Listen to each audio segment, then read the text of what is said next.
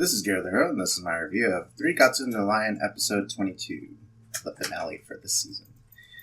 So it was really interesting to see that Ray basically had to start over with his schooling, and it kind of sucked because he had to start over. Everybody pretty much treats him like he's a weirdo, but regardless of whether he was repeating, they probably would have still treated him like that. And it's sad because he can't really fit in anywhere. Basically all the cliques have already been made, and he can't even really eat with anyone for lunch. And it's just sad that he has to go through all these scenarios where he thought he could introduce himself, and of course he knows that's not going to work. So sadly he has to kind of sit by himself, and he notices his teacher because now his teacher has switched grades, so now he's not his teacher anymore. And he manages to see Ray, which is funny because he runs after him. But it was just, really touching that he's still worrying about Ray, and kind of tells him, I've already told you mostly what I can tell you as far as cheering you up.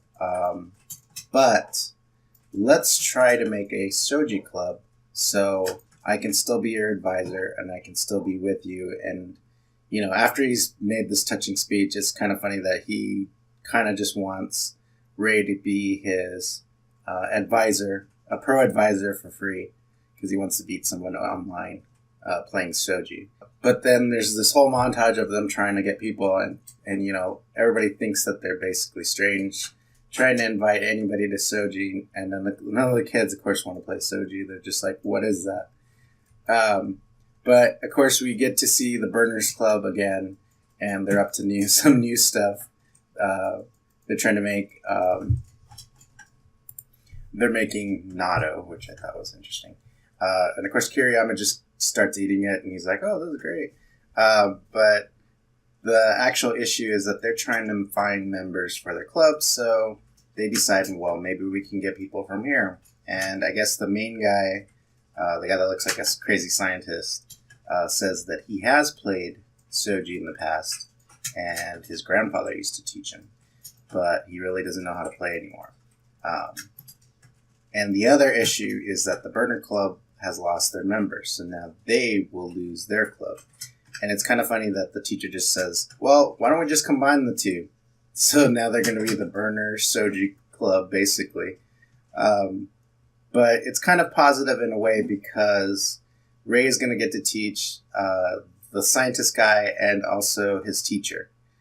And it's also going to get him, more positive about going to school. And maybe we'll see new stories with that if there is a second season.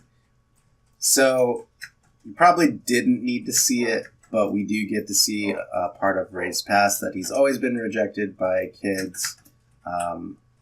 I'm guessing just because he's like a smart kid, and they probably already knew that he plays Soji, but everybody avoids him. And for Ray, he didn't mind the fact that people weren't going to sit with him, but just the fact that the kid had to announce to everybody that he didn't want to sit with Ray. And it's just sad that Ray has to pretend like he's okay by hiding behind some bushes to eat his lunch. It's just kind of crazy.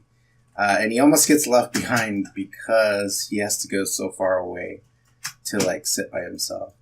And what's worse, and it makes you feel worse that he wants someone to sit with him, but in his school setting it just doesn't happen.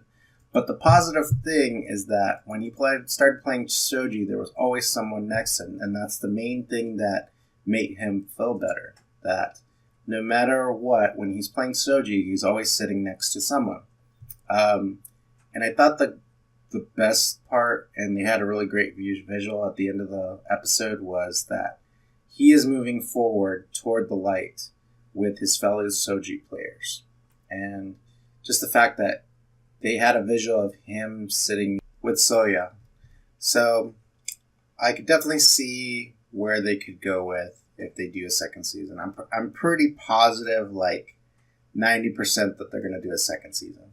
Because they've already set up the fact that in his schooling, he's going to have a Soji club.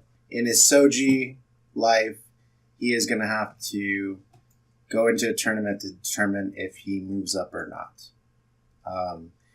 And also, they're pretty much implying that he's going to have more matches in the future, and that maybe he will confront Soya in the future if he does get better. And I definitely would like to see a second season. I really don't care if it's a few years from now or if it's in, like, say, the winter season or something like that this next year. But overall, really great series, really great episode. I'm really looking forward to seeing a second season. So like always, comment below, subscribe, and follow me on Twitter, and I will see you next time.